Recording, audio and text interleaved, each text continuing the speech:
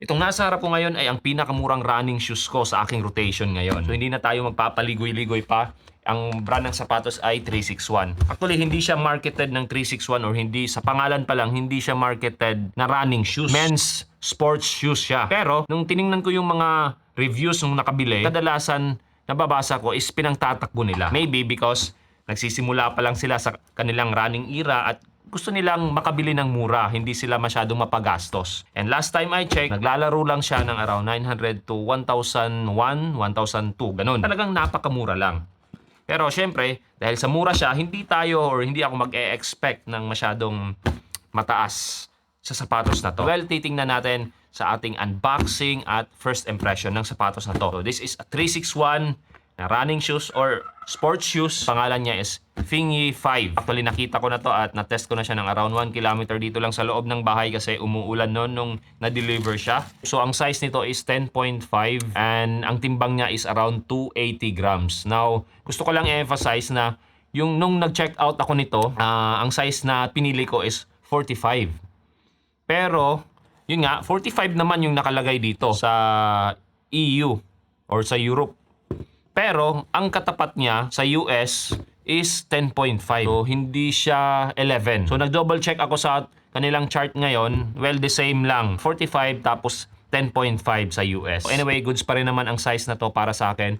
Kasi usually 10.5 or 11 yung pinipili ko. Pero yung actual na size ng paa ko is 10 lang. Ang timbang nito is around 280 grams. Hindi siya ganoon kagaan pero hindi rin siya ganoon kabigat. Now, nung nag-check ako sa website ng 361 at sa mga online shopping platform, wala talaga or wala akong mga impormasyong nakuha patungkol dito sa sapatos na to. Bali, yung nabasa ko lang is yung pangalan, tapos may nakalagay na breathable mesh, yung upper, at saka yun nga, sports shoes. Now, first impression ko lang to, hindi pa ito yung final review.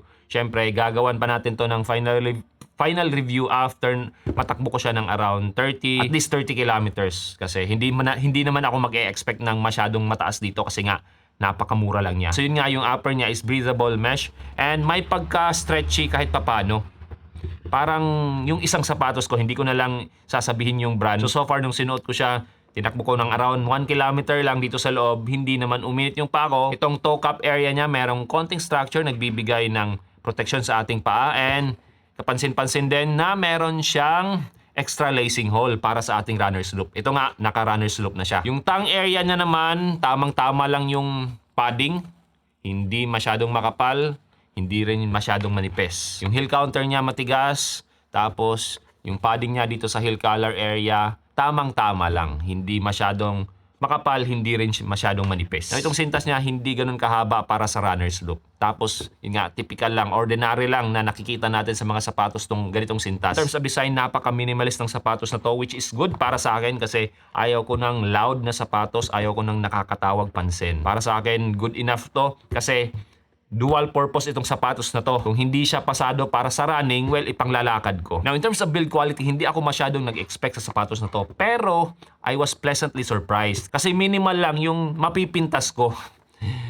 Kagaya nito, meron siyang tahing sobra. So, siguro mga 2 or 3 lang na ganito. Now, ang insole niya is ito. Siguro around 5mm to. And malambot naman siya. Now yun nga, wala akong nabasa patungkol sa midsole material ng sapatos na to. Pero dito sa gilid niya, dito sa heel part, meron nakasulat na bound. Now nung sinearch ko yung bound, meron akong nakita sa isang post sa isang online shopping din. So ang nakalagay doon, EVA ang material. I am assuming na the same lang din dito. EVA yung material. And kahit papano, malambot siya. Pero hindi ganun kalambot. Pagdating dito sa outsole niya, parang one piece lang yung design niya. Pareho lang sila ng material ng kanyang midsole. So, I hope na hindi ito ganun kadaling mapudpod. Kapansin-pansin yung lambot niya or madali siyang mabend. Which is good para sa isang daily trainer. And, surprisingly, napakasarap niya sa paa, panglakad. Nung ginamit ko siya initially, pangtakbo, hindi ko kailangan mag-adjust pagdating sa running mechanics ko. Which is something admirable para sa sapatos na to. And at the same time, yung nga, komportable siya. At kahit papaano, napapansin ko rin naman yung lambot niya. Yun nga lang, hindi siya ganun kalambot compared sa ibang sapatos ko. Anyway, gagamitin ko muna siya as daily trainer. Siguro at least mga 30 kilometers. Again, this is 361 Fingy 5.